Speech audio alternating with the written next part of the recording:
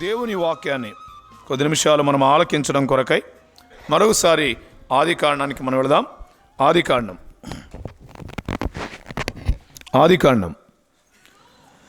18వ అధ్యాయాన్ని మనం చదువుదాం. ఆదికాండం 18వ అధ్యాయం 18వ అధ్యాయం వచనం 16 నుండి 19 వరకున్న భాగాన్ని ఉదయకాలంలోకి పగటి వేళ మన ధ్యానం కొరకై చదువుకుందాం. 18వ అధ్యాయం 16 నుండి 19 వరకు చిన్న పారాగ్రాఫ్, ఆ భాగాన్ని చదవడానికి ప్రయత్నం చేద్దాం. అప్పుడు ఆ మనుష్యులు అక్కడ నుండి లేచి సొదొమ తట్టు చూచిరి. అబ్రహాము వారిని సాగనంపుటకు వారితో కూడా వెళ్ళెను. అప్పుడు యెహోవా, నేను చేయబోవు కార్యము అబ్రహామునకు దాచెదనా?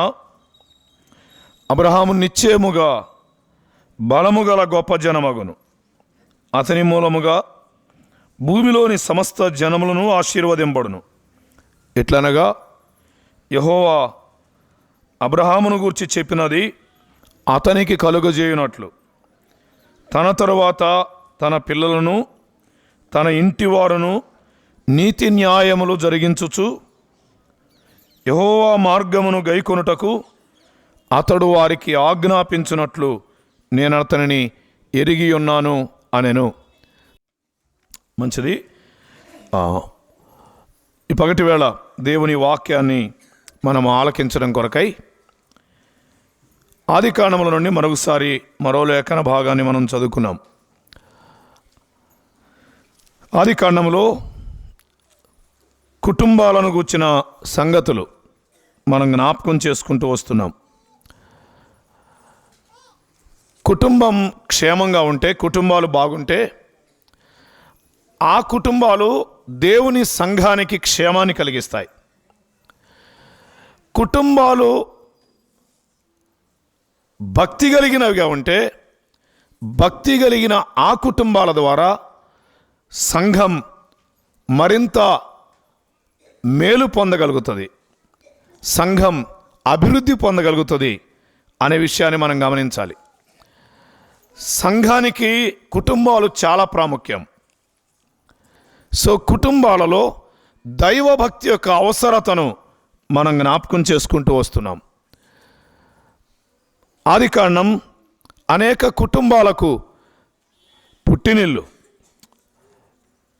దేవుడు కుటుంబ వ్యవస్థకు ప్రాధాన్యతనిచ్చాడు అని నిన్న ప్రారంభంలో మనం జ్ఞాపకం చేసుకున్నాం. దైవభక్తి యొక్క అవసరత వ్యక్తిగత జీవితానికి, కుటుంబానికి, సంఘానికి ఎంతో ప్రాముఖ్యం అని మనం గమనిస్తాం. ఇప్పటి జీవం విషయంలో, రాబో జీవం విషయంలో దైవభక్తి ప్రయోజనకరం అనే విషయాన్ని మనం ఆలోచన చేస్తాం. మాత్రమే కాదు, భూమి మీద భక్తులే శ్రేష్ఠులని, వారే దేవునికి కేవలం ఇష్టులని లేఖనాల వెలుగులో మనం గమనిస్తూ వస్తున్నాం. ఆ వరుసలో భక్తి కలిగిన కుటుంబాలను మనం ఆలోచన చేస్తున్నాం. మొదటిగా ఆదాము అవ్వల కుటుంబాన్ని నిన్నటి ఉదయకాల కూడికలో మనం ఆలోచన చేశాం. నిన్నటి దినం 2-3 కూడికల్లో, మధ్యాహ్నం రాత్రి కూడికల్లో నోవాహు కుటుంబం దగ్గర కొన్ని విషయాలు మనం జ్ఞాపకం చేసుకున్నాం. ఈ పగటి వేళ మనం చదువుకున్న లేఖన భాగం దగ్గర అబ్రహాము ఇంటిని గూర్చిన సంగతులు మనం ఆలోచన చేస్తాం. 18వ అధ్యాయం ఒక అద్భుతమైన అధ్యాయం. అబ్రహాము జీవితంలో, లేక అబ్రహాము శారాల జీవితంలో దేవుడు ఏ వాగ్దానం అయితే చేస్తూ వచ్చాడో ఆ వాగ్దానాన్ని ఫుల్ఫిల్ చేయబోతున్న సమయమాసన్నమైన కాలం అది. నిబంధనను నెరవేర్చబోతున్న సమీప కాలం అది. సో అక్కడే ఆ దేవుని చెప్తాడు, మీదటికి ఈ కాలమున శారా కౌగిట కుమారుడుంటాడు అని జ్ఞాపకం చేస్తాడు. అవును, ఆమె కుమారుని కంటది అని జ్ఞాపకం చేస్తాడు. ఆ సందర్భంలో శారా నవ్వినప్పుడు, యెహోవాకు అసాధ్యమైంది ఏదైనా కలదా అని జ్ఞాపకం చేయబడడం ఎంతో ఆశ్చర్యమైన విషయం. సో అసాధ్యమైన వాటిని సుసాధ్యం చేయగలిగిన దేవుడు, మనం ఆరాధిస్తున్న దేవుడు, మనం పూజిస్తున్న దేవుడు, మనము సేవిస్తున్న దేవుడు, మనం నమ్మిన దేవుడు. ఆయనకు సమస్తం సాధ్యమే అని మనం ఎరుగుదాం. ఈ ఉదయకాలం దేవుని వాక్యం దగ్గర అబ్రహాము కుటుంబంలో దైవభక్తికి సంబంధించిన లక్షణాలు కొన్ని మనం ఆలోచన చేయడానికి ప్రయత్నం చేద్దాం. నా కుటుంబాల్లో కూడా అటువంటి లక్షణాలు ఉంటే దైవభక్తిని మనం కాపాడుకున్న వారం కాగలం. ఆ కోణంలో దేవుని వాక్యాన్ని మనం ఆలకించుదాం. ఈ 18వ అధ్యాయం 19వ వచనం దగ్గర ఇట్లనగా అని ప్రారంభించాడు. పైన సమస్త జనములను సమస్త వంశములను నీ మూలంగా ఆశీర్వదించబడతాయి అని చెప్పి 19వ వచనంలో ఎట్లనగా అని దాని వివరాలు చెప్తున్నాడు. యెహోవా అబ్రహాము గూర్చి చెప్పినది అతనికి కలుగజేయనట్లు తన తరువాత, ఆ మాట కావాలి మనకు, తన తరువాత తన పిల్లలను తన ఇంటి వారును నీతి న్యాయములు జరిగించుచు. అలాగైతే అబ్రహాము ఇంటిని గూర్చిన వివరాలు జ్ఞాపకం చేయబడుతున్నాయి. ఇక్కడ అబ్రహాము కుటుంబాన్ని గూర్చిన వివరాలు జ్ఞాపకం చేయబడుతున్నాయి. సో అబ్రహాము తన ఇంటిని గూర్చిన జాగ్రత్త తీసుకునేవాడు అని దేవుడు నమ్మాడు. అబ్రహామును గూర్చి చాలా విషయాలు దేవుడు తెలియపరుస్తాడు. ఒక వచనం సహాయకరంగా చదువుకుందామా? నెహెమ్యా గ్రంథం 9వ అధ్యాయం, నెహెమ్యా గ్రంథం 9వ అధ్యాయం వచనం 8 చదువుకుందాం. 7లో కల్దీల ఊరను స్థలము నుండి యువతులకు అతనిని రప్పించావు, అబ్రహామును పేరు పెట్టావు అని అంటాడు. 8వ వచనం చదువుదామా? అతడు, నెహెమ్యా గ్రంథం 9:8, అతడు నమ్మకమైన మనస్సు గలవాడని, ఆ మాట కొరకే చదివాను. అతడు నమ్మకమైన మనస్సు గలవాడు. సో అబ్రహామును దేవుడు ఎరిగినవాడు. అబ్రహాము ఎటువంటి వాడో ఎరిగినవాడు. అవును, తన ఇంటి పట్ల ఎలా నడుచుకుంటాడో ఎరిగినవాడు. నమ్మిన నీవు నేను కూడా మన కుటుంబాల పట్ల ఎలా నడుచుకోవాలో దేవుడు మన విషయంలో ఎరిగినవాడుగా ఉంటాడు అనే విషయాన్ని మర్చిపోవద్దు. రండి, ఈ ఉదయకాలం ఆదికాండంలో అబ్రహాము జీవితం దగ్గర అబ్రహాము కుటుంబంలో ఎటువంటి వాతావరణం ఉందో మనం ఆలోచన చేయడానికి ప్రయత్నం చేద్దాం. అబ్రహాము ప్రారంభం ఏ అధ్యాయం? 12వ అధ్యాయం. ఆదికాండం 12వ అధ్యాయం. ఒకసారి అక్కడికి వెళ్దామా? ఆదికాండం 12వ అధ్యాయం దగ్గరికి వెళదాం. 12వ అధ్యాయం వచనం 1 మనం ప్రారంభం చేద్దాం. ఆదికాండం 12వ అధ్యాయం 1వ వచనం. యెహోవా, నీవు లేచి నీ దేశము నుండి, నీ బంధువుల యొద్ద నుండి, నీ తండ్రి ఇంటి నుండి బయలుదేరి నేను నీకు చూపించు దేశమునకు వెళ్ళు అన్నాడు. అవునా? నేను నీకు చూపించు దేశానికి వెళ్ళు అన్నాడు. వచనం 4, యెహోవా అతనితో చెప్పిన ప్రకారము అబ్రాము వెళ్ళాను అన్నాడు. ఇక్కడ వచ్చిన ఆలోచన మనం ఇలా జ్ఞాపకం చేసుకుందాం. అబ్రహాము వెళ్ళాడు అంటే అబ్రహాం ఒక్కడే వెళ్ళాడా? కాదు. ఎవరు వెళ్ళారు? అబ్రహాముతో కూడా శారా ఉంది, తన భార్య ఉంది. అప్పటికి సంతానము లేదు. కానీ అబ్రహాము తన భార్యను వెంట పెట్టుకుని వెళ్ళాడు. అబ్రహాముతో పాటు ఇంకెవరు వెళ్ళారు? లోతు కుటుంబం వెళ్ళారు. అబ్రహాముతో పాటు ఇంకెవరు వెళ్ళారు? అబ్రహాము తండ్రి తెరహు కూడా వెళ్ళాడు కదా. సో అందరితో కలిసి, అనగా కుటుంబంతో కలిసి ఆయన ప్రయాణం చేశాడు. ఇలా చెప్పాలనుకుంటున్నాను, అబ్రహాము జీవితంలో తను ప్రారంభించిన యాత్ర, తను ప్రారంభించిన ప్రయాణం దేవుని సెలవు చొప్పున వెళ్ళిన ప్రయాణం అది. సో మొదటి మాట ఇలా జ్ఞాపకం చేసుకుంటే, అబ్రహాము కుటుంబం దగ్గర దేవుని సెలవు చొప్పున వెళ్ళడం లేక దేవుని సెలవు చొప్పున చేయడం అబ్రహాము యొక్క పరిపాటి. అబ్రహాము యొక్క ప్రారంభంగా మనం గమనించవచ్చు. దేవుని సెలవు చొప్పున ప్రయాణం చేస్తున్నాడు. అదే మరలా జ్ఞాపకం చేస్తున్నాను. మొదటి వచనంలో నేను నీకు చూపించే దేశానికి వెళ్ళు అన్నాడు. 4వ వచనంలో ఆ మాట గమనిద్దామా? యెహోవా అతనితో చెప్పిన ప్రకారము వెళ్ళాను అన్నాడు. అంటే చెప్పింది ఎవరు? దేవుడు. వెళ్ళింది ఎవరు? అబ్రహాం. సో దేవుని సెలవు చొప్పున ప్రయాణం చేసినవాడు, దేవుని సెలవు చొప్పున వెళ్ళినవాడు అబ్రహాం. ఉదయకాలం నీ నా యాత్ర, నీ నా ప్రయాణం, మన ఆత్మీయ యాత్ర ఎవరి సెలవు చొప్పున సాగాలి? దేవుని సెలవు చొప్పున మాత్రమే, ఆయన మాట చొప్పున మాత్రమే, కానీ మన స్వచిత్తం చొప్పున కాదు అని జ్ఞాపకం ఉంచుకుందాం. మన ప్రయాణమైనా, మన పనైనా, మన పరిస్థితులైనా, ఏవైనా వేటికైనా ఆయన మాట కావాలి, ఆయన సెలవు కావాలి అనేది గమనిద్దాం.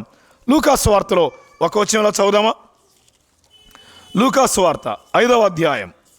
లూకాసు వార్త 5వ అధ్యాయం, 5వ అధ్యాయం వచనం 5 చదువుదామా? వచనం 5.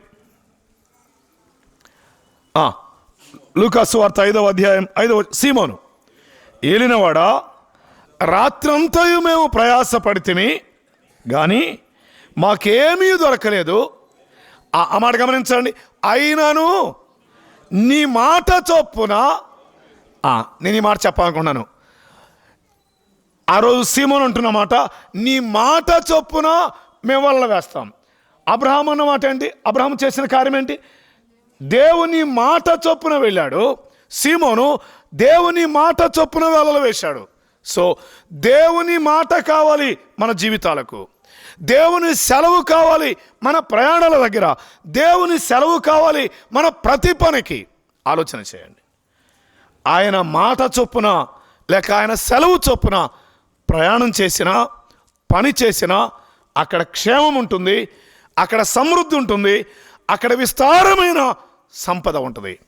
ఇదే మాట మరలా చదువుదామా? 5వ అధ్యాయం లూకాసు వార్తలోనే వచనం 5లో నీ మాట చొప్పున వల వేస్తాం. అయినను ఏమైనాను రాత్రంతా ప్రయాసపడ్డాం, మాకు ఒక్కటి కూడా దొరకలేదు.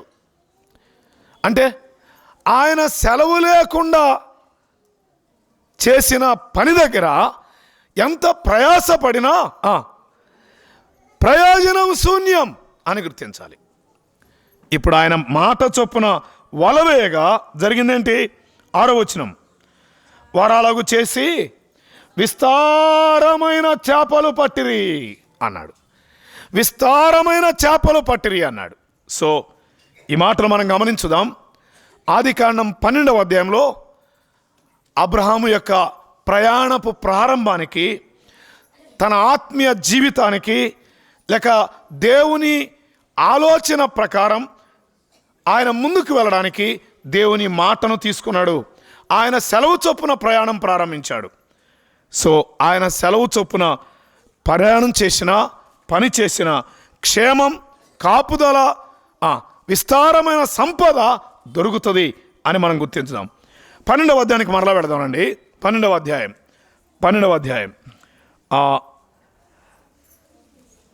మొదటి 9 వచనాలు మనం చదివితే దేవుని సెలవు చొప్పున అబ్రహాం ప్రయాణం చేశాడు. జాగ్రత్తగా గమనించాలి. ఇప్పుడు దేవుని సెలవు చొప్పున ప్రయాణం చేశాడు.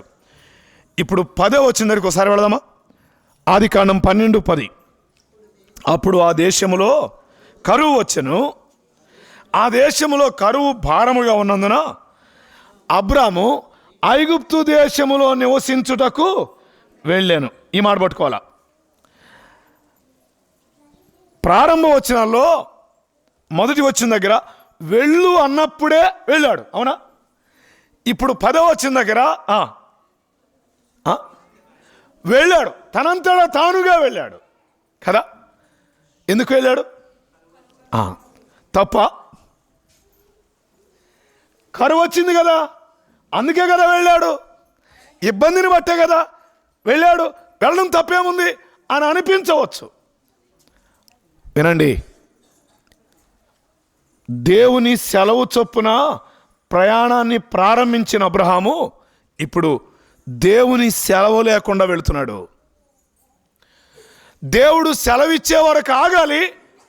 కరువైనా, ఇందా చెప్పానే, యెహోవాకు అసాధ్యమైంది. కరువులోనైనా ఏం చేయగలడు? ఆయన పోషించగలడు. కరువులోనైనా సమృద్ధినివ్వగలడు, సంతృప్తినివ్వగలడు. కరువులో ఆకాశం నుండి వర్షం లేదు, మంచు లేదు, కరువు ఉంది. కానీ దేవుడు ఏం చేశాడు? ఏలియాను కాకోలముల ద్వారా పోషించలేదా? దేవుడు పోషించడా? దేవుడు తక్కువ చేస్తాడా? ఆలోచన చేయండి. కరువు వచ్చిందని ఎక్కడికి వెళ్ళాడు? ఐగుప్తుకు వెళ్ళాడు. ఇప్పుడు మిమ్మల్ని అడుగుతాను, చెప్పండి, ఇక్కడ ఏమి లేదు? దేవుని మాట లేదు, అంతే. దేవుని మాట లేని ఆ ప్రయాణం ఏం తెచ్చిందో తెలుసా? ఒక మాటలా చదువుదాం రండి. అక్కడి నుంచి ఆ లేఖ ఆదికాండం 12వ అధ్యాయం వచనం 15. ఫరో యొక్క అధిపతులు ఆమెను చూచి ఫరో ఆమెను పొగిడిరి గనుక ఆ స్త్రీ ఫరో ఇంటికి తేబడిను. 15వ వచనం, 16వ వచనం, అతడు ఆమెను బట్టి అబ్రాముకు ఏం చేశాడు? మేలంటే గొర్రెలు, గొడ్లు, గాడిదలు, దాసులు, పనికత్తెలు, ఆడుగాడిదలు, ఎన్ని ఇచ్చాడో కదా. మేలకీడా? మేలే కదా. కాబట్టి దేవుని సెలవు లేకపోయినా జరిగింది. అరే మేలే జరిగింది కదా. అవమానం ఎక్కడమ్మా? మేలే జరిగింది కదా, మేలే జరిగింది కదా అని అనిపించవస్తుందేమో, కానీ వాస్తవానికి అక్కడ మేలు కంటే కీడు ఎక్కువ జరిగింది. ఈ మాట మరలా చెప్తున్నాను, మేలు కంటే కీడు ఎక్కువ జరిగింది. వినండి, దేవుని సెలవు లేని మన జీవిత ప్రయాణాలు, దేవుని సెలవు లేని లేక దేవుని మాట లేని మన ప్రయత్నాలు మనకు మేలు కంటే ఏది ఎక్కువ తెస్తాయి? కీడే ఎక్కువ తెస్తాయి అని మర్చిపోకండి. ఇటువంటి సిచ్యువేషనే మరొకటి చెప్పి మరి అక్కడికి వస్తాను. అక్కడ ఎంత కీడొచ్చిందో అది చెప్పి మరలా అక్కడికి వెళ్తాను. ఎంత కీడొచ్చింది? వాస్తవానికి ఆ కీడంటే ఇక్కడ అర్థం కాదు. ఎక్కడ అర్థమయ్యేదో తెలుసా? 16వ అధ్యాయం వచనం 4, 3వ వచనంలో కూడా ఆ మాటలు ఉన్నాయి. 3వ వచనం, అబ్రాము కనాను దేశంలో 10 ఏళ్ళు కాపురం ఉన్న తర్వాత అబ్రాము భార్య అయిన శారాయి తన దాసి అయిన హాగరును ఐగుప్తురాలని తీసుకొని తన పెనిమిటైన అబ్రామునకు భార్యగా ఉండునట్లు ఇచ్చాను అన్నాడు. వినాలి ఇక్కడ. ఎవరి హాగరు? ఎప్పుడొచ్చింది? కరువు అని వెళ్ళినప్పుడు ఐగుప్తుకు లేక ఐగుప్తు నుండి ఆ రోజు ఆ ఫరో ఇచ్చిన దాసులు, దాసురాండ్రు, గాడి, వీటన్నిటిలో ఎవరున్నారు? హాగరు కూడా ఉంది. ఇప్పుడు ఆ హాగరుని ఒకవేళ ఇది అనుకుంటాను, మిగిలిన వారందరికంటే బాగుందేమో,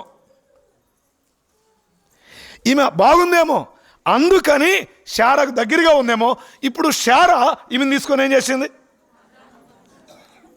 కరువేమో ఐగుప్తు తీసుకొని వెళితే, అమ్మా వింటున్నారా, దేవుని సెలవు లేకుండా చేసిన ప్రయత్నం దగ్గర కరువేమో ఐగుప్తు తీసుకొని వెళితే ఇప్పుడు అది ఆహారం లేమి, ఇప్పుడు సంతానలేమితో ఇదే ఐగుప్తు నుంచి వచ్చిన హాగర్ను ఏం చేసింది శారా? అబ్రహాముకు భారీగా ఇచ్చింది. మేలు జరిగిందంటారా, కీడు జరిగిందంటారా? ఎక్కడ చెప్తారు మీరు? అరే పిల్లడు పుట్టాడుగా, ఇస్మాయిల్ పుట్టాడుగా, మరి మేలే కదా అని అనిపించవచ్చు. కానీ నాటి నుండి నేటి వరకు వాగ్దాన పుత్రుడైన ఇస్సాకుకు ఇస్మాయిలుకు ఇప్పటి వరకు వైరమే. ఈ కీడుకు కారణం ఆనాడు కరువును బట్టి ఐగుప్తుకు వెళ్ళడమే. నేటికి యుద్ధాలే. ఒక్క తొందరపాటు, ఒక్క దేవుని సెలవు లేని ఆ ప్రయాణం ప్రపంచానికి ఎంత నష్టం తెచ్చిపెట్టింది ఆలోచన చేయండి. ఆ కుటుంబంలో నెమ్మది లేని వాతావరణం తెచ్చింది. ప్రపంచం సంగతి అక్కడ పెడితే కుటుంబంలోనే ఏమేర్పడింది? నెమ్మది లేని వాతావరణం కాదు, వైరం కాదు. అసలంట ఆమె గర్భవతి అయింది. యజమానులు ఏమైంది? ఇప్పుడు నీచురాలైంది. వార్ స్టార్ట్ అయింది కదా. పరిస్థితులు ఎంత భిన్నంగా ఉన్నాయి. అక్కడ ఆగలేదు. మరలా కుమారుడు పుట్టిన తర్వాత దేవుడు ఈమెకు కూడా కుమారుని ఇచ్చాడు, శారాకి. ఇప్పుడు అన్నది అసలు దీని కుమారుని వరే వరే వరే. ఈ కీడంతటికి కారణం దేవుని మాట లేకుండా వెళ్ళడం, దేవుని సెలవు లేకుండా వెళ్ళడం. ఇలాంటి ఒక ఫ్యామిలీ రొట్టెలు కలిగిన ఇంటి దగ్గర నుండి బయటదేరి మోయాబుకి వెళ్ళింది. ఎవరు? నయోమి.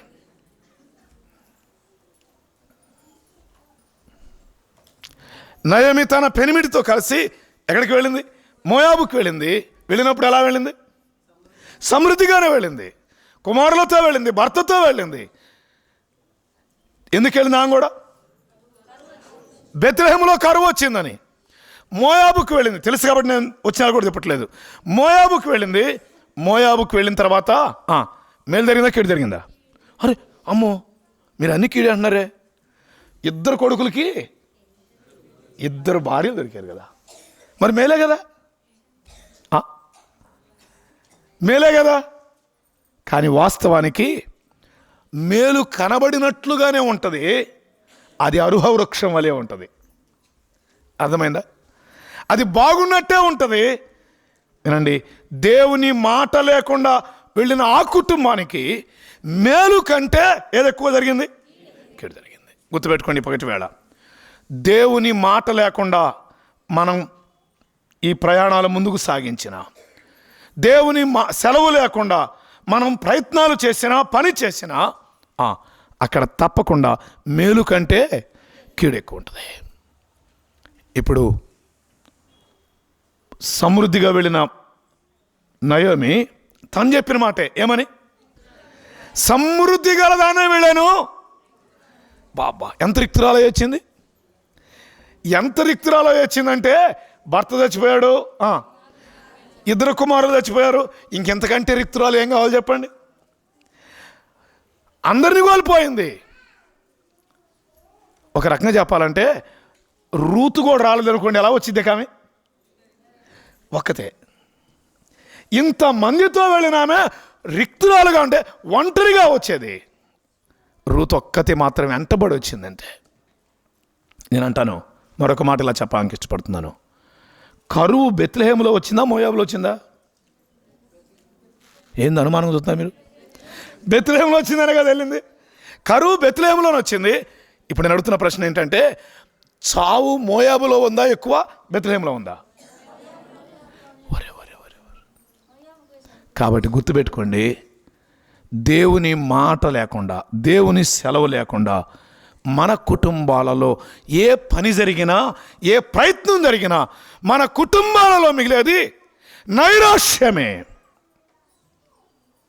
మన కుటుంబాల్లో మిగిలేది శూన్యమే.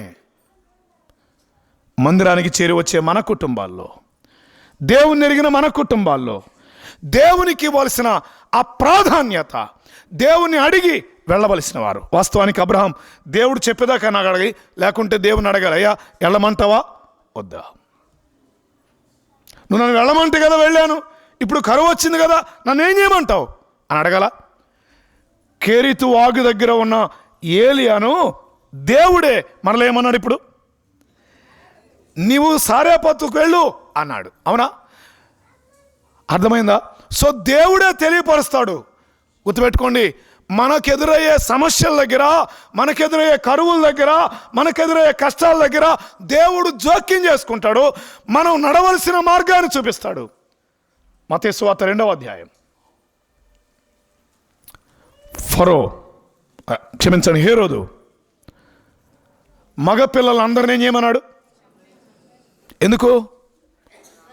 రాజు ఎక్కడో పుట్టాడు, ఆ రాజు కొరకు ఎత్తుక్కుంటూ వచ్చారు పూజించాలని. హేరోదు దగ్గరికి వచ్చారు. యూదుల రాజు ఎవరు అప్పటికి? హేరోదే. యూదుల రాజుగా పుట్టినవాడు ఎక్కడని ఎవరిని అడిగారు? హేరోదు రాజుని అడిగారు. ఆశ్చర్యంగా ఈ రాజుని అడుగుతున్నారు, ఆ రాజు ఎక్కడని. ఏం చెప్పాలా? ఒకవేళ పుడితే ఎక్కడ పుట్టాలి రాజు? ఈ ఇంట్లోనే పుట్టాలా, కానీ ఇక్కడ పుట్టలేదుగా. అది ఏంటిది? అప్పుడు జ్ఞానులను పిలిపించాడు. అడిగితే బెత్లెహేంలో పుడతాడు అని మీకా ప్రవచనం చెప్పాడు.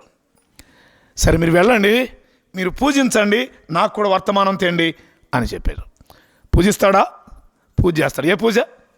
బడితి పూజ. బడితి పూజ నిజంగా పూజ కాదు ఇది. చంపాలనే ప్రయత్నంతోనే మీరు వెళ్ళి మళ్ళీ రండి అన్నాడు. ఇప్పుడు వినండి, అక్కడికి వెళ్ళిన తర్వాత ఇప్పుడు ఆ జ్ఞానులు ఏం చేశారు? దేవుని సెలవు చొప్పున ఈ మార్గమును గాక వేరే మార్గాన ప్రయాణం చేశారు. అవునా కాదా?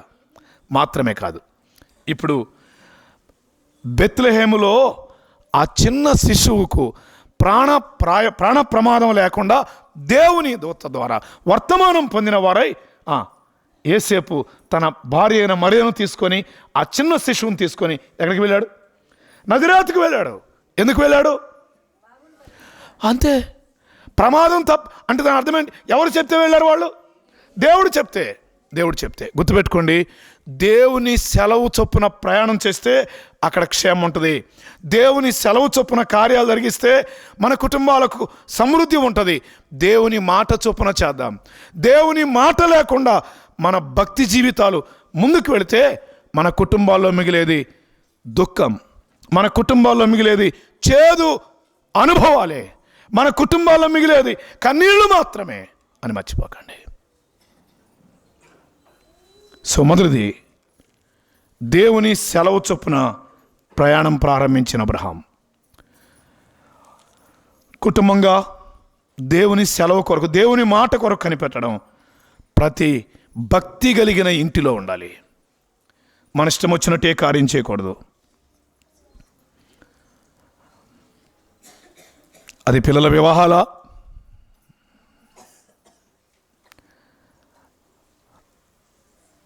అది ఎక్కడికైనా పని కొరకైనా ప్రయాణమా, అది ఏదైనా కావచ్చు. దేవుని సెలవు ప్రభు అనే పని చేయొచ్చా చేయకూడదా, ఈ స్థలానికి వెళ్ళొచ్చా వెళ్ళకూడదా, ఆయన సెలవు చొప్పున మనం ప్రయాణం చేయాలి అని గుర్తుపెట్టుకుందాం. రండి రెండో మాట దగ్గరికి వెళదాం. రెండవది, సో సొంత ప్రయత్నం ఏం తెచ్చిపెట్టింది? నష్టాన్ని, కీడుని తెచ్చిపెట్టింది. సొంత ప్రయత్నాలు వద్దు. దేవుని పిల్లలంగా దేవుని మాట చొప్పున మాత్రమే మనం ప్రయాణం. ఈరోజు దేవుని సెలవు అంటే ఆయన కల్లోనో రాత్రిపూటో ఏదో మాట్లాడతాడని కాదు, కానీ ఈరోజు ఆయన తన వాక్యం ద్వారా మనకేం చేశాడు? తెలియపరిచాడు. ఆయన వాక్యం ద్వారా మరలా మనం ప్రార్థన చేస్తున్నప్పుడు ఆ లేఖనాన్ని మనకు గుర్తు చేస్తాడు. వెళ్ళొచ్చా వెళ్ళకూడదా, చేయొచ్చా చేయకూడదా, అలా ఉండొచ్చా ఉండకూడదా, ఆ విషయాలు తెలియపరుస్తాడు. సో దేవుని సెలవు చొప్పున మన జీవితాలు కొనసాగించడం మన కుటుంబాలకు క్షేమం. దేవుని సెలవు చొప్పున పని చేయడం మన కుటుంబాలకు నెమ్మది దొరికింది. రండి రెండో మాట దగ్గరికి వెళదాం. ఆ అబ్రహాము కుటుంబం దగ్గర రెండవ విషయాన్ని మనం ఇలా చూద్దాం. 18వ అధ్యాయం. చాలా విషయాలు ఆలోచించవచ్చు, కానీ చాలా తేలిగ్గా కొన్ని మాటలు మనం ఆలోచన చేద్దాం. 18వ అధ్యాయం వచనం 2 నుండి చదువుదాం, లేక 1 నుండి చదువుదాం, పర్లేదు. మరియు మమ్రే దగ్గర ఉన్న సింధూర వనములో అబ్రహాము ఎండవేళ గుడారము ద్వారము వద్ద కూర్చుని ఉన్నప్పుడు యెహోవా అతనికి కనబడెను. అతడు కనులెత్తి చూచినప్పుడు 3 మనుష్యులు అతని ఎదుట నిలువబడి ఉండిరి. అతడు వారిని చూచి గుడారపు వాకిట నుండి వారిని ఎదుర్కొని పరిగెత్తుకొని వచ్చి నేల మట్టుకు వంగి, ప్రభువా, నీ కటాక్షము నా మీద ఉన్న ఎడల ఇప్పుడు నీ దాసుని దాటిపోద్దు, నేను కొంచెం నీళ్లు తెప్పిస్తా, దయచేసి కాళ్ళు కడుక్కొని ఈ చెట్టు క్రింద అలసట తీర్చుకోండి అన్నాడు. 5వ వచనం, కొంచెం ఆహారం తెచ్చేదను, మీ ప్రాణములను బలపరుచుకోండి అన్నాడు. తర్వాత మీరు వెళ్ళవచ్చు, ఇందు నిమిత్తమే కదా మీ దాసుని వద్దకు వచ్చితిరి అన్నాడు. ఇప్పటికి కూడా అబ్రహాముకి ఎవరు లేరు? పిల్లలు లేరు. ఈ అధ్యాయం వరకు అబ్రహాము శారానే కనబడతారు మనకి. ఆ కుటుంబం మనం గమనిస్తూ ఉంటుండగా అక్కడ ఉండే మరొక ఆలోచన మీకు జ్ఞాపకం చేయడానికి ఇష్టపడుతున్నాను. వారు నీవు చెప్పినట్లు చేయి అన్నారు. 5వ వచనం వినారా? ఇందాకేమో దేవుడు చెప్పినట్లుగా అబ్రహాము చేస్తూ వచ్చాడు. ఇప్పుడు అబ్రహాము చెప్పినట్లుగా చేయడానికి వారు అవకాశం ఇచ్చారు. ఇప్పుడు చదువుదామా? 6వ వచనం. అబ్రహాము గుడారములో ఉన్న శారా యొద్దకు త్వరగా వెళ్ళి తర్వాత 7వ వచనం. అబ్రహాము పశువుల మందకు పరుగెత్తి వచ్చి, కదా మీరు గమనించాలి ఒక మాట, ఆలోచన నాకు అక్కడ. అబ్రహాము ఆ కనబడిన యెహోవా దగ్గర లేక మనుషులతో మాట్లాడిన దగ్గర వారికి ఆహారం సిద్ధపరచడానికి ఏం కనపరుస్తున్నాడు ఆయన? ఆసక్తి కనపరుస్తున్నాడు. ఎస్, ఆసక్తి కనపరుస్తున్నాడు. పిల్లరా, దేవుని కార్యాల పట్ల అబ్రహాం ఏం కలిగిన వాడు? సో దేవుని సెలవు చొప్పున ప్రయాణం చేసేవాడు.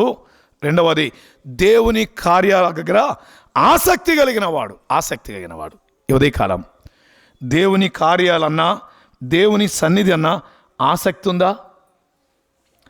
ఆసక్తి కలిగిన వారిగా ఉన్నామా? ఆసక్తి మనలో చురుకుదనాన్ని పెంపొందించింది. నేను ఇలా జ్ఞాపకం చేయడానికి ఇష్టపడుతున్నాను. ఆసక్తి అభివృద్ధికి సోపానాలు అయితే ఆసక్తికి వ్యతిరేక పదం ఏంటిది? అనాసక్తి అంటే బాగలేదేమో, సోమరితనం. సోమరితనం ఏం చేసింది? మనల్ని దరిద్రులుగా చేసింది. ఆసక్తి అభివృద్ధిని చూపిస్తే సోమరితనం దరిద్రులుగా చేసింది. ఆసక్తి మనలో ఉన్న చురుకుదనాన్ని పెంపొందించింది. ఆసక్తి మనల్ని మరింతగా చురుకుగా పనిచేసేట్టుగా చేసింది. ఒక చిన్న ఆలోచన మిమ్మల్ని తీసుకొని వెళ్తాను. ఇప్పటికీ అంటే ఈ సందర్భం జరిగినప్పుడు అబ్రహాము శారాలు ఏ స్థితిలో ఉన్నారు? 11వ వచనం. అబ్రహామును శారాయును బహుకాలము గడిచిన, ఇప్పుడు ఈ బహుకాలం గడిచిన వృద్ధుడైన అబ్రహాము ఏం చేస్తున్నాడు? పరిగెత్తుతున్నాడా? నిజంగా ఎంత ఆశ్చర్యంగా ఉంది. పరిగెత్తడం అని ఆసక్తిని చూపిస్తుంది. త్వరగా వెళ్ళడం ఆసక్తిని చూపిస్తుంది. ఉదయకాలం మేము అందరం రెడీ అయిలోపు అన్న కాసిన రోడ్డు మీకు వచ్చేసాడు. అవును, దేవుని సన్నిధి కొరకైన ఆసక్తి. త్వరగా వెళ్ళాలి కదా, పరుగెత్తుకొని వెళ్ళాలి. నిజంగా వృద్ధాప్యములో ఇంత ఆసక్తి అబ్రహాములో ఉంటే మరి శారా దగ్గర ఏముంది? శారా కూడా అదే. ఆమెతో అన్నాడు, ఏమని చెప్పాడు? వచనం 6లో త్వరపడి, అంటే ఈయన త్వరపడడం కాకుండా ఆమె కూడా ఏం చేస్తున్నాడు? త్వరగా కానీ 3 మానికల మెత్తని పిండితో ఆమె ఏం చేసింది? రొట్టెలు చేయి అని చెప్తే రొట్టెలు చేసింది. ఎంత ఆశ్చర్యం! నిజంగా వృద్ధాప్యములో వారి యొక్క ఆసక్తి దేని పట్ల? ఎవరి పట్ల? మార్చాల్సి ఇంకా దేవుని పట్ల వృద్ధాప్యములో వారికి అంత ఆసక్తి ఉంటే, హలో బ్రదర్స్ విన్నారా? వృద్ధాప్యం అంటే మనలాగా 60-70 కాదు, అది ఆల్రెడీ 90 క్రాస్ అయ్యారు. అర్థమైందా? అంత వృద్ధాప్యంలో వారు అంత ఆసక్తి కనపరుస్తుంటే దేవుని కొరకు మన ఆసక్తి ఎక్కడా? దేవుని సన్నిధి అంటే పరుగులెత్తుతుంది ఎక్కడ? దేవుని కార్యం అంటే పరుగులెత్తుతుంది ఎక్కడ? సోదరులైనా గమనించండి, స్త్రీలైనా పురుషులైనా. మనం ఇప్పుడు మన పరిస్థితులు ఎట్టయిపోయినాయంటే పోతే పోదాం, కూర్చుంటే కూర్చుందాం, ఈ శరీరాన్ని కాస్త అలా కుర్చీలో పడేసి కళ్ళు మూసుకుందాం అనుకునేది కదా మన పరిస్థితి. కానీ అబ్రహాము శారాల యొక్క ఆసక్తి మనం గమనిస్తున్నప్పుడు వారు ఎంత ఆసక్తి కలిగిన వారు. రోమపత్రికకు వచ్చిన ఇలా చదువుదాం. మన హెచ్చరిక కొరకు ఆ మాట జ్ఞాపకం చేసుకుందామనండి. అపోస్తలుడైన పౌలు రోమీయులకు రాసిన పత్రికలో అధ్యాయం 12 వచనం 11. అధ్యాయం 12 వచనం 11. ఆసక్తి విషయంలో మాంద్యులు కాక ఆత్మయందు తీవ్రత గలవారై. నేను ఆ మాట చదవడం ఉద్దేశం ఏంటంటే, ప్రభువును సేవించడంలో మనకేముండాలి? ఆసక్తి ఉండాలి, ఆత్మలో తీవ్రత ఉండాలి. అర్థమైందా? ఆసక్తి ఉండాలి. ప్రభువును సేవించడం కొరకైన ఆసక్తి కావాలి, ప్రభువును సేవించడం కొరకైన ఆత్మ తీవ్రత కావాలి. ఈనాడు ఆసక్తి అడుగంటిపోతుంది. దినాలు గడుస్తూ ఉంటుండగా ప్రారంభములో మనకున్న ఆసక్తి నేడు సన్నగిలుతుంది కదా, నేడు సన్నగిలుతుంది. ప్రభువు స్తోత్రం. మీ మధ్య సోదరులు చాలా ఆసక్తిగా అయినవారని వింటా ఉన్నాను నేను ఇప్పుడు. చాలా ఆసక్తి. అసలు నాకు ఆశ్చర్యం ఏంటంటే, వారంలో ఒక్క కూడుకుంటే సోదరులకి సంఘాల్లో ఆ కూడికి రావటమే కష్టం వాళ్ళు. కానీ మీకు దాదాపు 2-3 కూడికలు పైనే ఉన్నాయి. సువార్తకు వెళుతున్నారు, మరలా మందిరంలో కూడికి వస్తున్నారు. మీ కూడికలకు రావడమే కాకుండా మరలా ఏం చేస్తున్నారు? అన్ని కూడికలకు హాజరవుతున్నారు. నిజంగా మీ ఆసక్తి మెచ్చదగింది, మీ ఆసక్తి మెచ్చదగింది. అయితే ఈ ఆసక్తి విషయంలో ఏం కావద్దు? మాంద్యులు కావద్దు. స్త్రీలు బలహీనులు, వారికి ఎంత ఆసక్తి ఉంటే పురుషులకి ఎంత ఆసక్తి ఉండాలా? పురుషులు ఇంకెంత ఆసక్తిగా ఉండాలా? ఆలోచన చేయండి. ఆసక్తి విషయంలో మనం మాంద్యులం కాకూడదు అనే విషయాన్ని జ్ఞాపకం చేసుకుందాం. సో మన కుటుంబాలలో కుటుంబంగా దేవుని సన్నిధికి ఆసక్తిగా రావడం, దేవుని కార్యాల్లో ఆసక్తిగా పాల్గొనడం. మా కుటుంబం మేము ఈ పరిచర్య చేస్తాం ఈ 2 దినాలు అని పరిచర్య. స్టెఫను ఇంటి వారంట, కొరింథీ మొదటి పత్రిక 16వ అధ్యాయం కదా. స్టెఫను ఇంటి వారు పరిచర్య చేయడం తమను తాము ఏం చేశారు? అప్పగించుకున్నారు. పరిచర్య కొరకు అప్పగించుకున్న కుటుంబం మా కుటుంబం. ఆ ఆసక్తి అప్పగించుకున్నట్టుగా చేస్తుంది, ఆత్మ తీవ్రత అప్పగించుకున్నట్టుగా చేస్తుంది. మేము మా కుటుంబం అంతా ఈ పని చేస్తాం, మా కుటుంబం దీని కొరకు మేము ప్రయాసపడతాం అని చెప్పగలిగే ఆసక్తి ఉందా? దేవుని కార్యాల కొరకైన ఆసక్తి, దేవుని సన్నిధికి రావడం కొరకైన ఆసక్తి. వినండి, హెబ్రీ పత్రికలో ఒక వచనం హెచ్చరికగా జ్ఞాపకం చేస్తూ పౌలు తెలియపరుస్తున్న మాట చదువుదామా? అపోస్తలుడైన పౌలు హెబ్రీలకు రాసిన పత్రిక 10వ అధ్యాయం 24వ వచనం చదువుకుందాం. 24. కొందరు మానుకొనుచున్నట్టుగా సమాజముగా కూడుట. ఎందుకు మానుకుంటూ ఉంటారు? ఎందుకు మానుకుంటూ ఉంటారు? ఆసక్తి లేక. ఏమనుకోబాకండి, ఆదివారం ఇంతమంది ఆసక్తిగా వచ్చారు, మరి నిన్న కూడికి ఈ ఆసక్తి మళ్ళీ ఇప్పుడు దాకా ఉండేది, కాసేపుడికి మళ్ళీ కనపడరు వీళ్ళందరూ. అవునా? అంటే ఆదివారపు ఆరాధన ఆసక్తి. మన భక్తి కేవలం ఆదివారపు భక్తిగా మిగిలిపోవడమా? మన ఆసక్తి ఆదివారం మాత్రమే కనబడే ఆసక్తి అయితే అది ఆసక్తి కాదు, అది ఆచార భక్తి అంతే. అది ఆచార భక్తి. ఈనాడు చాలా సంఘాలలో, మన బ్రదర్ సహవాసాల్లో ఇటువంటి వాతావరణం కనబడుతుంది. ఇవి మిషన్ చర్చిల్లో ఉండే పద్ధతులే కానీ నమ్మిన ప్రభు పిల్లల విధానం కాదు. మన ఆసక్తి అంతకంతకు ఎక్కువైతే సమాజముగా కూట మనం ఏం చేయం? సమాజముగా కూట అన్నాడా? ఆదివారం రొట్టె విరిచే కూడి సంగతి చెప్పాడా? సమాజముగా కూడడం అంటే ఏ కూడికైనా సమాజం కూడి వస్తుంటుండగా కొందరు మానుకుంటున్నారు, మానుకోవద్దు అని హెచ్చరిక చేస్తున్నాడు.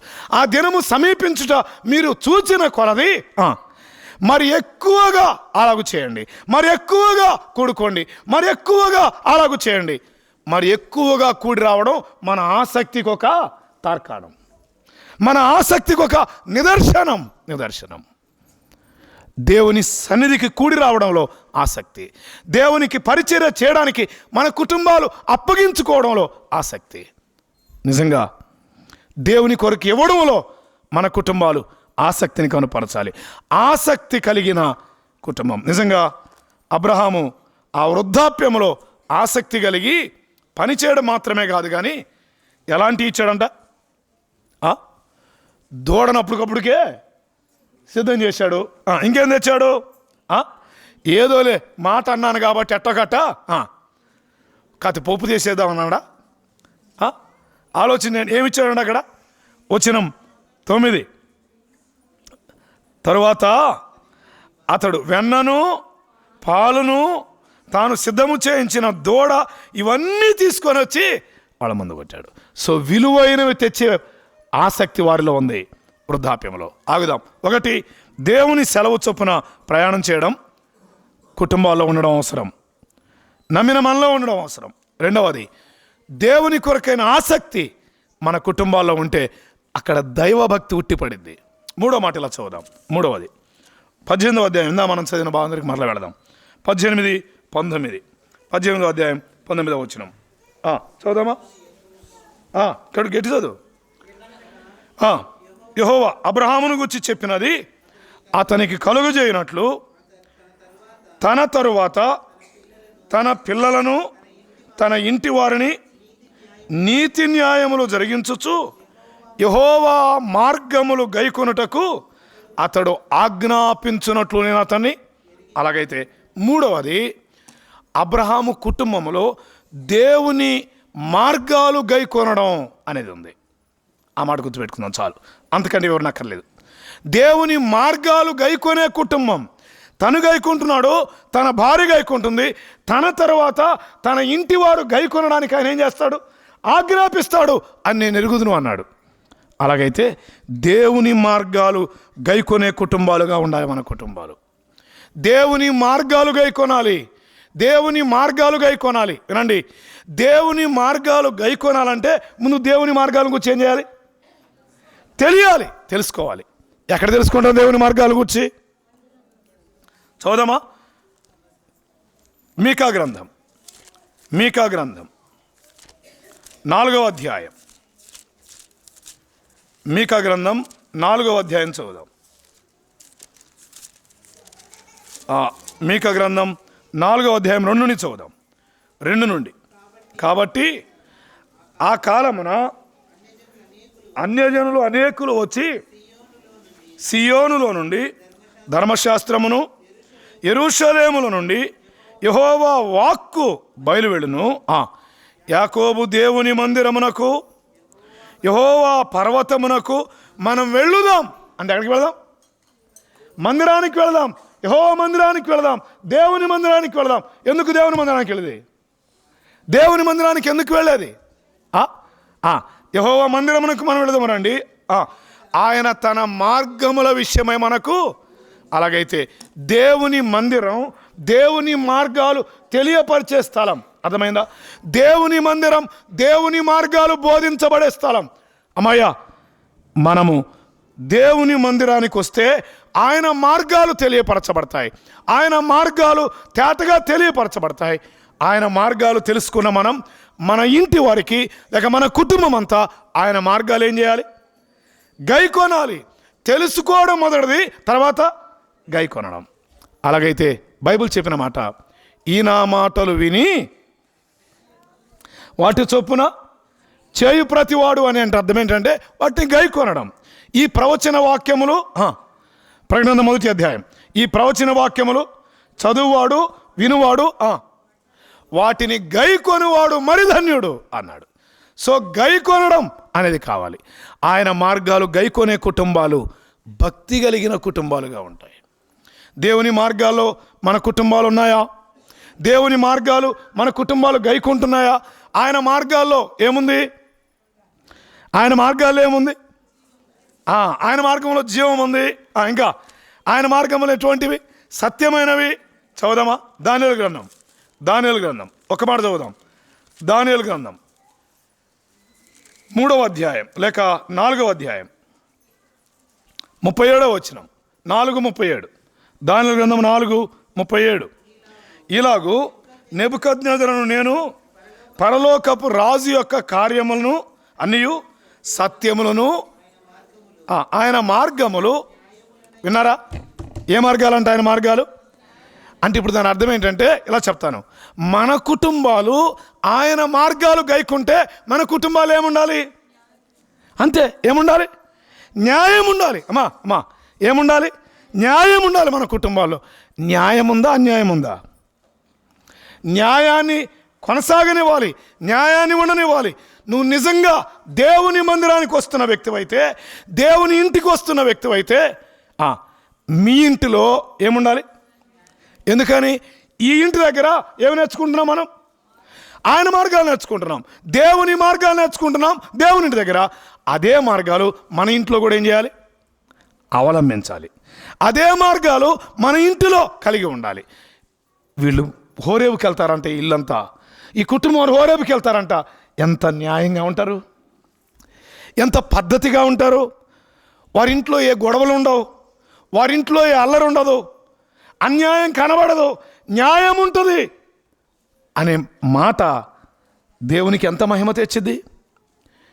బైబిల్ పట్టుకొని మందిరానికి వచ్చి, ఈ దారిలో వచ్చి ఇంటికి ఇక్కడ వాక్యం విని మరలా ఇంటికి వెళ్ళి ఈ మార్గాన్ని మర్చిపోతే ప్రయోజనం ఏంటి?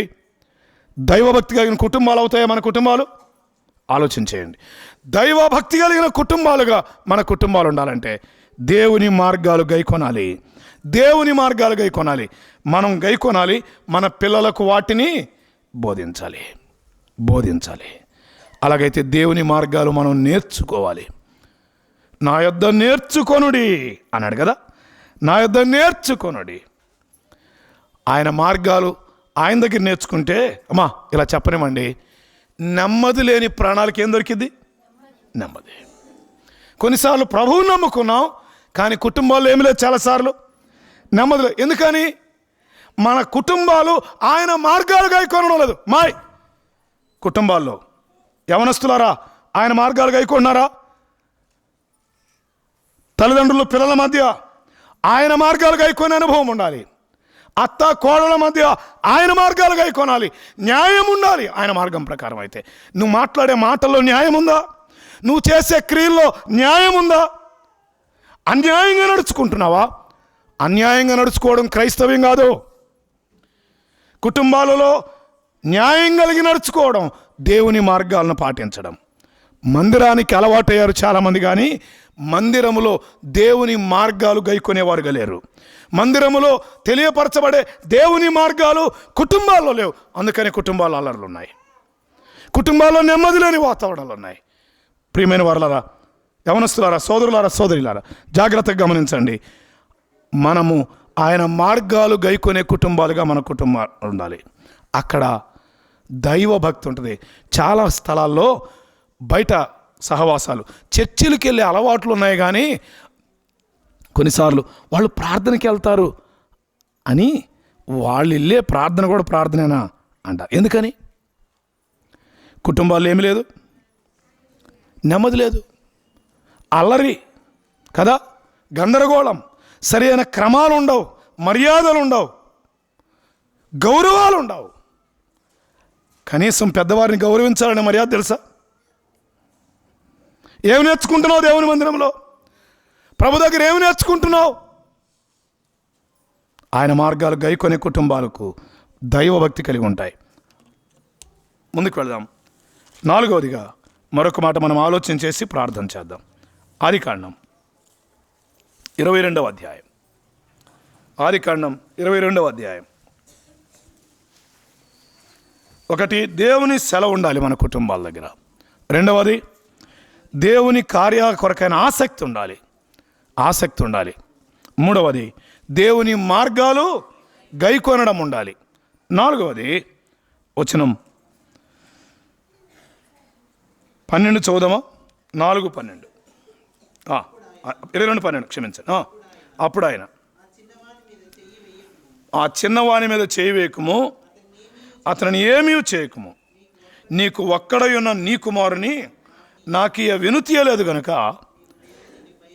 ఈ మాట ఇలా చెప్పాలనుకున్నా. అక్కడ జరిగిన సందర్భం అంతా మనకు తెలుసు కాబట్టి నేను దాని జోలికి వెళ్ళడం లేదు, కానీ ఇలా చెప్పడానికి ఇష్టపడుతున్నాను. అబ్రహాములో ఏముంది? చాలు, ఇంతే, అయిపోవచ్చింది. మనం దేవుని భయం ఉంది. ఇంకో మాట ఇలా చెప్పాలనుకున్నాను. అబ్రహాము కుటుంబంలో కూడా ఏముంది? ఉందంటారా లేదంటారా? ఎలా చెప్తారు మీరు? అబ్రహాముకు ఉందిలే దేవుని భయం. అబ్రహాము కుటుంబంలో దేవుని భయం ఉందని ఎలా చెప్పొచ్చు మనం? ఇస్సాకు వాతావరణాన్ని అక్కడ చూస్తాం. ఇస్సాకు వస్తూ ఉన్నప్పుడు, ఆ మోరియా పర్వతం ఎక్కేటప్పుడు, కొంచెం గమనిస్తున్నారా? మోరియా పర్వతానికి ఎక్కేటప్పుడు ఎవరెవరున్నారు అక్కడ? అబ్రహాము, ఇస్సాకు మాత్రమే ఉన్నారు. జాగ్రత్తగా గమనించాలా, కొంచెం వినండి. అప్పుడు నోరు తెరిచి, నాయనా దహన బలికి నిప్పుంది, కత్తి ఉంది, కట్టెలు ఉన్నాయి, గొర్రె పిల్లేది అని అడిగాడు. ఎక్కడ అడగాలి ఇది? ఎక్కడ అడగాలి ఇది? ఇంటి దగ్గర అడగాల, లేకపోతే ఇంకెక్కడ అడగాల? కొద్ది దూరం వచ్చిన తర్వాత అడగాల. కానీ ఎప్పుడు అడుగుతున్నాడు? మనమైతే ఎప్పుడు అడిగేవాళ్ళం?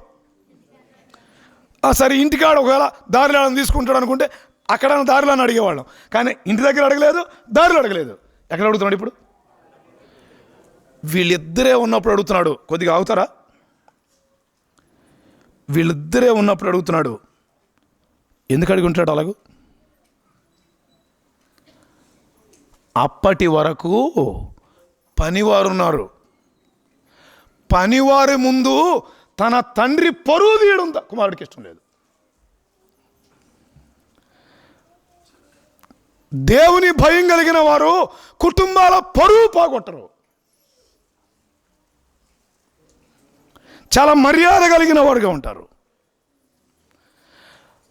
ఒకవేళ తండ్రి మర్చిపోయాడేమో, ఇప్పుడు ఆయన అడిగితే ఏమైంది? పనివారి ముందు వాళ్ళు ఎగతాళిగా చూడరా, అరే పాప ముసలాడు మర్చిపోయాడే అని ఎగతాళి చేయరా? అలా తండ్రి అవమానపరచబడ్డం ఆ కుమారుడికి. నేను అంటాను, నీ ఇంట్లో నీ తండ్రో, నీ తల్లో, నీ అత్తో, నీ మామో, నీ ఇంటి వారు అవమానపరచబడ్డం నీకు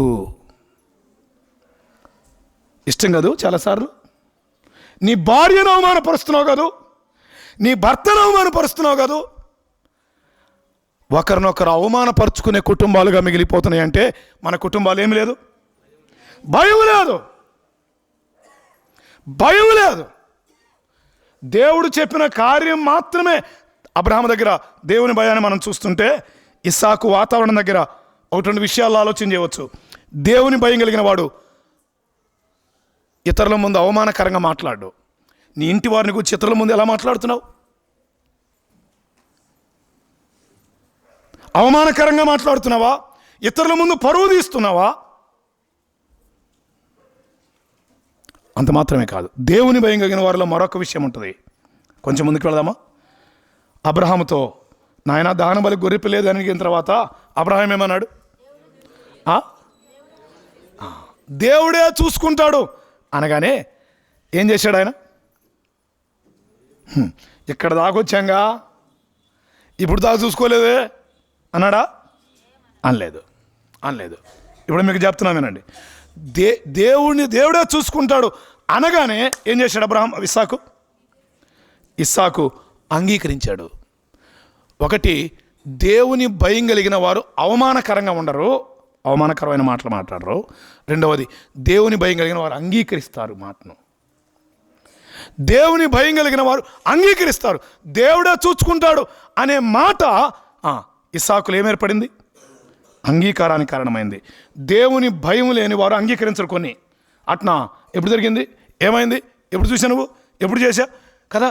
కానీ ఇస్సాకు ఏ మాట మాట్లాడలేదు. దేవుడే చూసుకుంటాడు అనగానే దేవుని పట్ల అచంచలమైన గౌరవం ఉంది.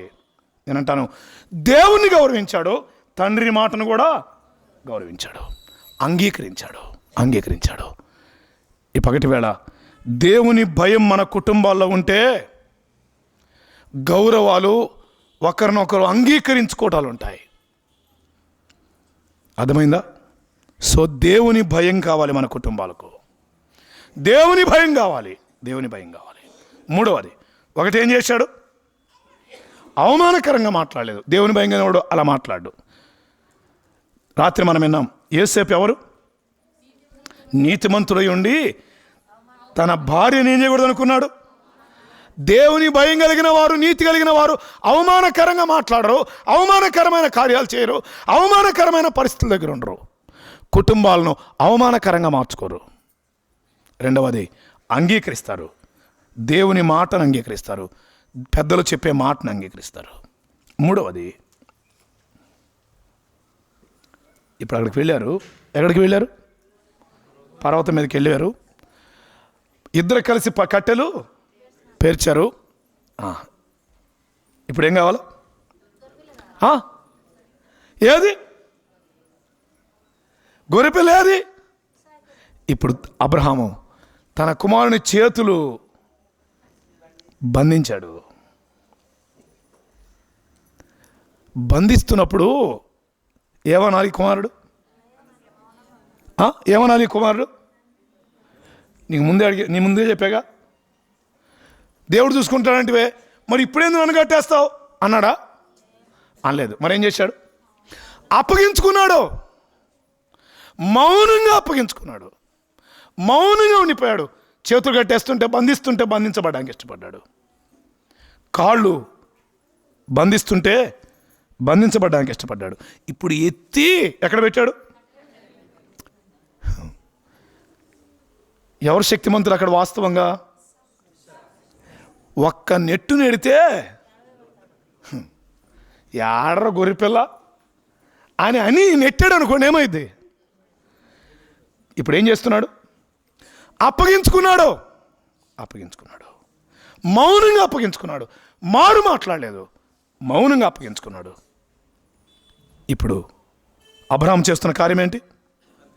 కత్తెత్తున్నాడు. నేను అంటాను, దేవునికి భయపడడం అబ్రహాములోనే ఉందా, ఇస్సాకులో కూడా ఉందా? అసలు ఆ ఇంటిలోనే ఏముంది? మన ఇంట్లో చాలిక, మన కుటుంబాల్లో, ప్రార్థనకు వచ్చే కుటుంబాలే, మన ఇంట్లో దైవ భయం ఉందా? దేవుని భయం కలిగిన ఇస్సాకులో అవమానకరమైన మాటలు లేవు. దేవుని భయం కలిగిన ఇస్సాకులో అంగీకరించే తత్వం ఉంది. దేవుని భయం కలిగిన ఇస్సాకులో అప్పగించుకునే తత్వం ఉంది. అమ్మా, అప్పగించుకోవడం దేవుని భయం కలిగిన వారి లక్షణం. ఈ మధ్యాహ్న కాలం నా కుటుంబాలలో దేవుని భయం ఉండాలి, మన వ్యక్తిగత జీవితాల్లో భయం ఉండాలి. నేను ఒక మాట ముందుకు చెప్తానికి ఇష్టపడుతున్నాను. దేవుని భయం ఉన్న వ్యక్తివైతే ఇప్పుడే నీ జీవితాన్ని దేవునికి అప్పగించుకుంటావు. దేవుడంటే భయం కలిగిన వారు దేవునికి జీవితాన్ని అర్పిస్తారు. దేవుని దగ్గర మొరపెట్టుకుంటారు. ఇది అర్థం కావడానికి నేను ముగించాను. లూకాసు వార్త 23వ దగ్గరికి వెళ్తే, యేసు ప్రభు సిలువలో ఉన్నాడు. సిలువలో 2 దొంగలు ఉన్నారు, అవునా? ఒకడు అన్నాడు, నీవు దేవుడు అయితే నువ్వు ఎవడీడు? నరసింహరావు అన్నాడు, దొంగ అన్నాడు. నేను అంటాను, భయం లేనుడు. అవునా? ఎవడీడు? దేవుడు అంటే భయం లేనుడు. నువ్వు రక్షించుకో, నీకే జాతకాల ఎడాలాడుతున్నావు, నీకే దిక్కు లేదు, మమ్మల్ని రక్షిస్తావు అన్నట్లుగా నిన్ను రక్షించుకొని మమ్మల్ని కూడా రక్షించు. ఇప్పుడు రెండవ మాట ఏంటి? అసలు అక్కడ ఆ మాటలకి దీనికి సందర్భం ఏంది అంటే దాని అర్థం ఏంటి? దేవునికి భయపడేవాడు ఏమంటున్నాడు ఇప్పుడు? నీవు దేవునికి భయపడవా అని. రేయ్, మనకైతే ఇది న్యాయం రా. ఏది న్యాయం? ఈ శిక్ష న్యాయం. మనం తప్పు చేశాం కాబట్టి ఈ శిక్ష అనుభవించడం న్యాయమే. కానీ ఈయన ఏ తప్పిదము చేసిన వాడు కాడు, ఈయన ఏ నేరం చేయలేదు, ఈయన ఈ నేరం చేయలేదు అంటూ ఇప్పుడు అన్నాడు, యేసు నీ రాజ్యముతో వచ్చినప్పుడు నన్ను జ్ఞాపకం చేసుకో అనగానే దేవుడు ఏమన్నాడు? అబ్బా, భయపడే వారికి దేవుడు ఏమిస్తాడు? పరలోకమిస్తాడు. నిన్ను ప్రేమించి నీ కొరకై కలువరి సిలువలో తన అమూల్యమైన జీవితాన్ని బలిగర్పించాడు. ఆరాధనలో మనం విన్నాం, మన మలినం మహిమ పోవడానికి కారణమైంది. ప్రభావం కోల్పోయాం, మహిమను కోల్పోయాం, పాపాన్ని బట్టి, మలినాన్ని బట్టి. తిరిగి ఈ మహిమ గల రాజ్యాన్ని లేక మహిమను మనకివ్వడానికి ఆ పరాత్పరుడైన దేవుడు తన కుమారుని భూలోకానికి పంపించాడు. ఆ ప్రియ రక్షకుడు యేసుక్రీస్తు వారు మనందరి పాపముల కొరకై శిలువలో వేలాడాడు. ఆయన తప్పు చేసి కాదు ఆ శిక్ష అనుభవించింది. అమ్మా పాపబాబు, ఆయన పాపం చేసి కాదు ఆ శిలువ అనుభవించింది.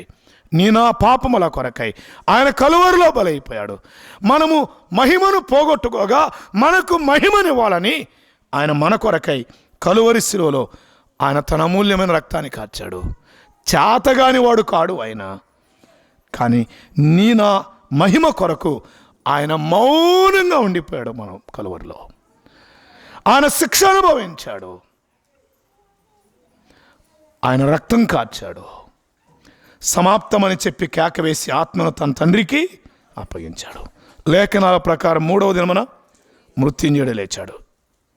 నీ వర్తమానం ముగిస్తుంటుండగా ఇంకా ఈ చిన్న కుడికలో దేవునికి భయపడకుండా వచ్చి వెళ్ళిపోతున్నావా? దేవునికి భయపడితే ఇప్పుడే నీ హృదయానికి ఏం చేస్తావు? అప్పగిస్తావు. ఆనాడు ఇస్సాకు తన దేహాన్ని అప్పగించడానికి ఇష్టపడ్డాడు, తన జీవితాన్ని అప్పగించడానికి ఇష్టపడ్డాడు. ఈ పగటి వేళ సిలువలో దొంగ, దేవునికి భయపడే దొంగ తన జీవితాన్ని ప్రభువుకి అప్పగించాడు. మరి నీ జీవితాన్ని పాపానికి అప్పగిస్తావా, ప్రభువుకి అప్పగిస్తావా? పాపంతో లేచి వెళ్ళిపోతున్నావంటే, పాపమే నీ జీవితంలో జరిగిస్తున్నావంటే దేవుడు అంటే నీకేం లేదు, భయం లేదు. దేవుడంటే భయం లేకుండా జీవితాన్ని ముగిస్తే ఆరని అగ్ని గంధకాలతో మండుగుండానికి వెళ్తావు. అగ్ని ఆరని, పురుగు చావని, బాధకరమైన యుగయుగాలు గుబులు గుబులుగా పొగలు లేచే ఆరని అగ్నికి వెళ్ళిపోతావు. ఇదే మీకు అనుకూలమైన సమయం. బాబు, అమ్మ, ఈ పగటి వేళ ప్రభువైన యేసుక్రీస్తునందు విశ్వాసం ఉంచుతావా? ఆయనకి భయపడితే ఆయన అంగీకరిస్తావు, ఆయనకి భయపడితే ఆయనకి నీ జీవితాన్ని అప్పగిస్తావు. తల వంచండి, ప్రార్థన చేద్దాం. అందరం తలలు వంచుదాం. కళ్ళు మూద్దాం.